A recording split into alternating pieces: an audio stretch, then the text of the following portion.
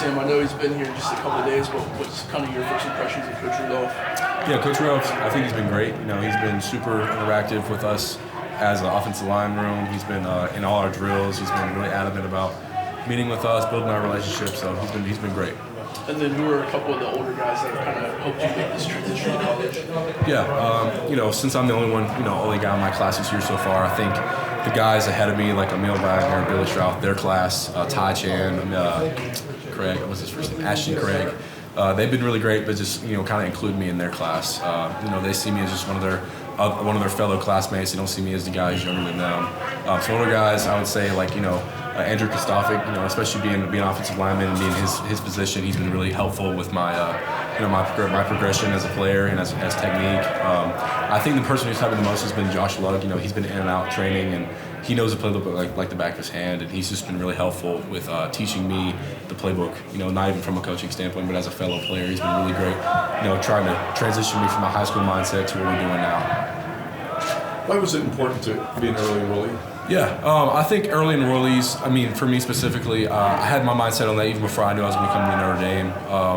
I wanted to be an early enrollee because I think it gave me a step up on, the guys that come in later. It gives me a step up to go ahead and get that experience of going through spring ball, going through winter conditioning, and get ahead on academics as well. I'm going to a very rigorous institution. I want to go ahead and get the hard school in while the season's out, so I can really just focus on that and see how that is out of season alone, and I really just get accommodate with that. Let's talk about your mindset. How difficult is it to make that transition, and how are you doing?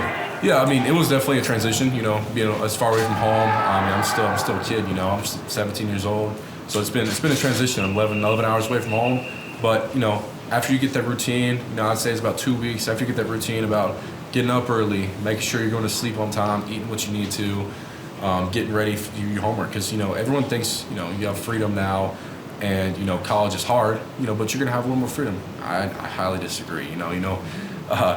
If you can have freedom, but you also have to sacrifice in other areas. Your weekends are going to eat up with homework and the projects, so you got to balance it out really well. What's the biggest thing you've learned so far? That's a hard question. I would say I'm gonna break it up. I'd say academically, the biggest thing I learned is to take advantages of your professors. Take advantage of all the office hours they give, all the tutoring sessions they offer. Be adamant about going to them and asking them for help. And I'd say with regards to football, I'd say that going out every day with your attack mindset. That's kind of cliche with like what we say as an offensive line. You'll hear us say attack a lot, but that's really something I've adopted as something that I carry with me every day. Everyone thinks it's hard. In the moment, it's tough. I'm not gonna Coach Bayless put you through it.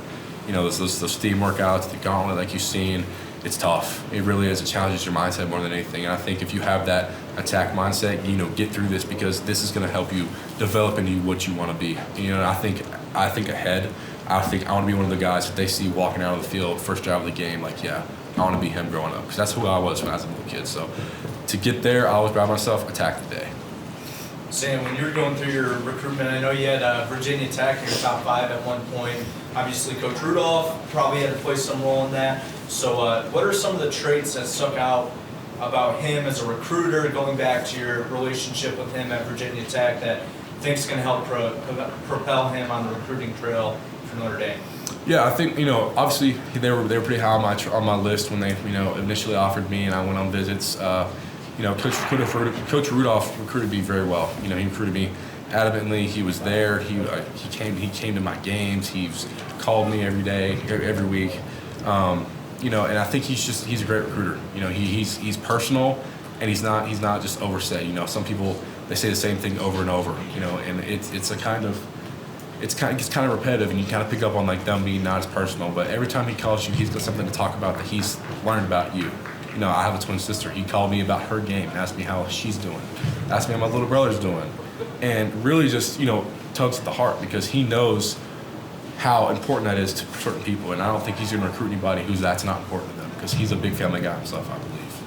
I know when you were going through your recruitment, it was kind of a quick turnaround and you really fell in love with this place. So, what is it about being here the last 2 months that really stuck out to you? And has there been any surprises along the way that Notre Dame was even offering more than what you maybe expected?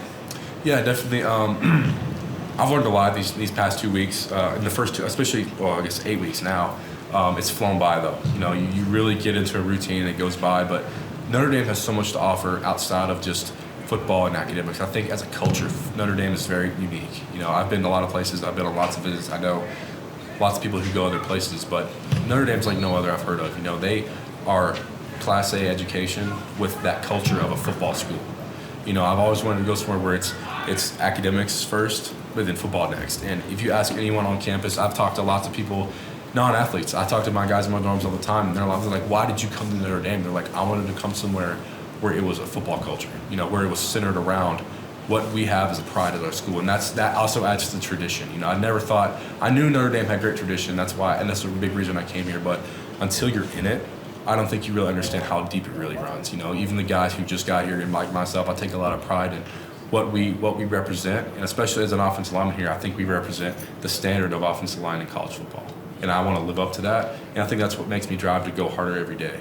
And to add, you know, he asked me what I learned that they didn't have to offer. You know, I never understood how many opportunities they give you to grow as an academic. You know, in academics, they may seem like they're forcing you to go to these tutoring sessions, but then you get to midterms like it is right now. It comes in helpful. You know, you go through these scenarios where you're like, I'm stressed out. I don't know where to go. They know where to go, and there's never a lack of resources. That's good. Thanks, Sam. Thank you. Thanks, Dan.